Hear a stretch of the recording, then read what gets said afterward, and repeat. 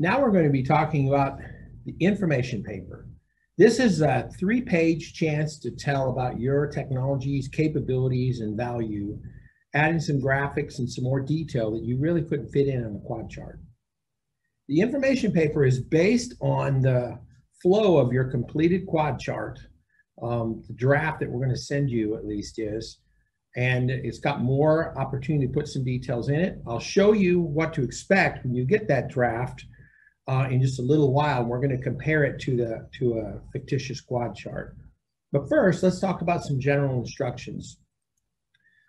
This is going to be a 3-page document maximum.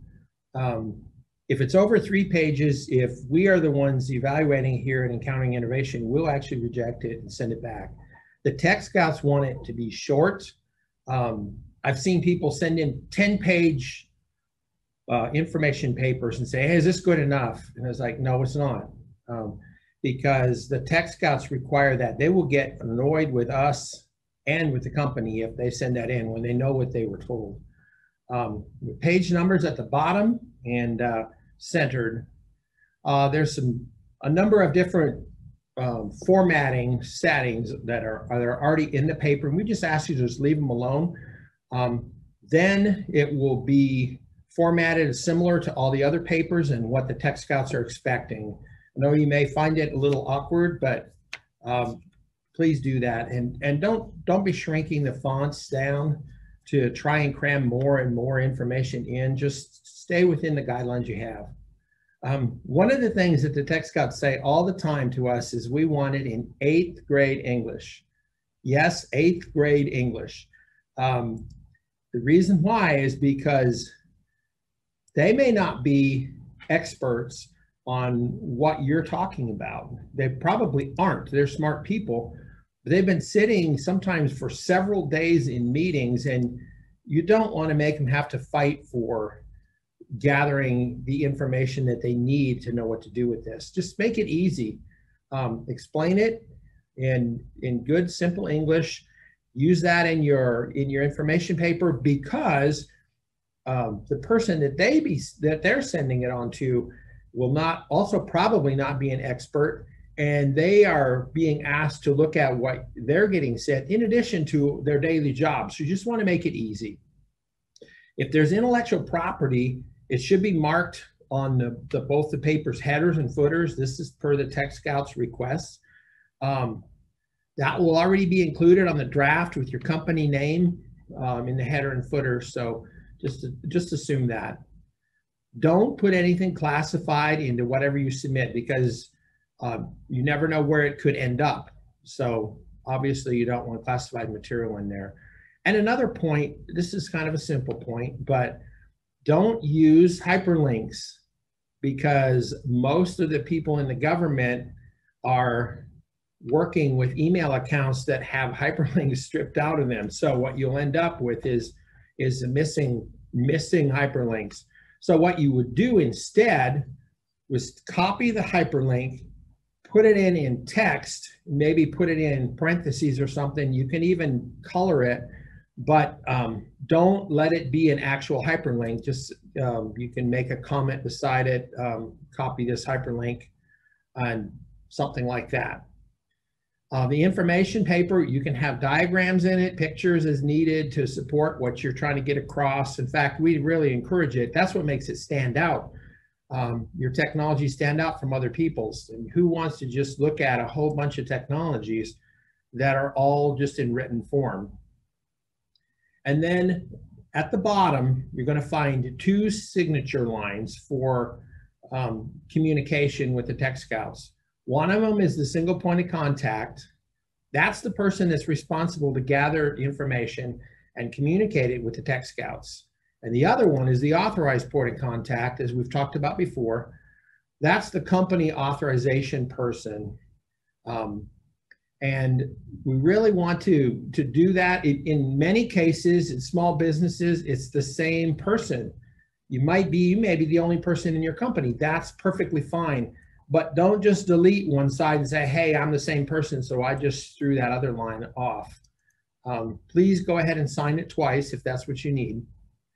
And as you make socialization connections. As a tech scout passes your information on to somebody else, that may change. They may want to talk to a technical lead, or they might want to talk to somebody in accounting or other things and learn more about your company. That's fine, but for now, at least with the tech scouts, start out with a single point of contact. And then again, just remember, this is a technology paper. This is not a sales paper. So you talk about the great things about your product, but you don't need to put in all kinds of marketing information. You can even put, you know, right now we're anticipating we're going to be at a price point of something like this for, you know, hundreds of sales or something like that. That's fine. But remember, they don't have check writing abilities. They may be sending it to somebody that eventually will, but they're going to be contacting you for more information before they just get out their checkbook. So make it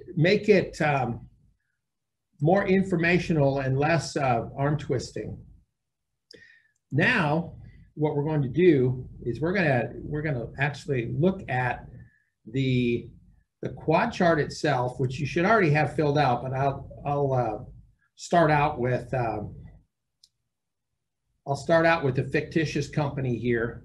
And the information on here is kind of silly. Don't need to worry about that. I wanted to show you how it maps, because that's going to be important to you. So we get this company, and we have this basic information about the company. So it starts out here, the different quadrant 1 in the top left, quadrant 2 is how I describe them, is in the bottom left, and then 3 top right, and quadrant 4 bottom right.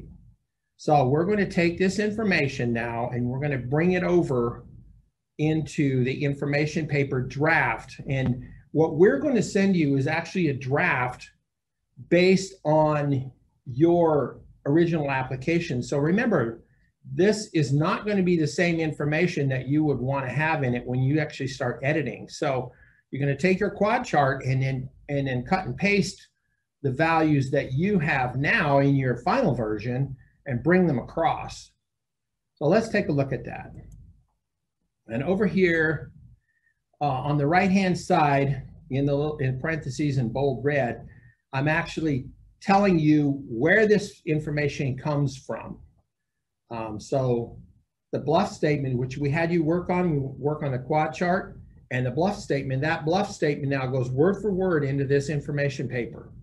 And you're going to use it again in a point of contact document we will talk about in a future video.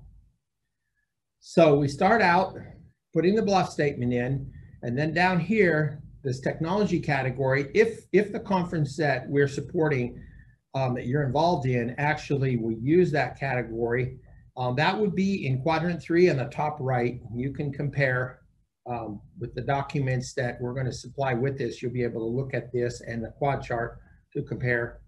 Technology readiness level comes from the top of, actually quadrant 4, in the bottom right. It actually comes from the quadrant 4, bottom right. And if you want to stick a graphic in here, this is a great place for a graphic right up high. We'd ask you just go ahead and put the Bluff in those different categories right at the very beginning, and then go ahead and put more information in, and especially something that would be very descriptive. Now we're going to go back to, just a second here. Now we're going to go on to a technology explanation and status. So you're going to see that first sentence or two that came off the quadrant 1, that is going to be what's going to be placed in this section. And by the way, I'm telling you all this, this will start you out with a good draft. Feel free to take it away from here. We'd ask that you would continue to keep the headings that are there, because the tech scouts really like that consistency so they can find things really fast. They know what to expect and where to expect it. But within there, feel free to be creative, and you've already decided in your quad chart what you think is most important. Now you want to talk about what's most important, but you don't have to leave it. You can bullet list it if you want, but I would really encourage you to take the chance to put it in paragraph form, be a little more descriptive, a little more creative with it, and explain it better. Don't feel like you have to stick to exactly the way this is laid out here just in bullets. Just be creative within the sections. So we're down here at innovation capabilities. That's the bullet point list that's at the end of quadrant 1. This is basically what the technology will do in general, and what makes it unique, what makes it stand out. Then we're going to go on down to the next section, which is demonstrated results. This section is actually going to be from quadrant 2 underneath that. This is the section where we talk about what's already been demonstrated, what's already been done, and a little bit about the company if you want to add that. So we're going to bring that in here. Next section is the innovation and capabilities. This is actually, wait a minute, I missed a section here. The next section is explanation of top technology and readiness level. This is going to be that sentence that's underneath the TRL in quadrant 4. That's what you would want to bring across here to start the second version of your draft based off of our first one. Then the scaling ability and section, bring that information across, and then time to market with and without financial assistance. So this will give you an opportunity to come very close to the key points that you want to make in your paper, and then start out from that point and be creative from there. And then, of course, at the very bottom of the paper, you'll see the single POC for all communications, and then the company authorization POC. So this is the 2 signatures you need here. And like I say, they may be the same person. They may not be the same person. But the person that signs on the left is the person that we want to be the single point of contact. And then you sign this, and you can just PDF this file and send it back. Where that's normally what the text cuts want, except for the point of contact document. That should be a Word document, because they may be cutting and pasting some of the contacts that you put in there in order to refer to them and send things to them. So go ahead and print this and sign it, and then PDF it and send it back.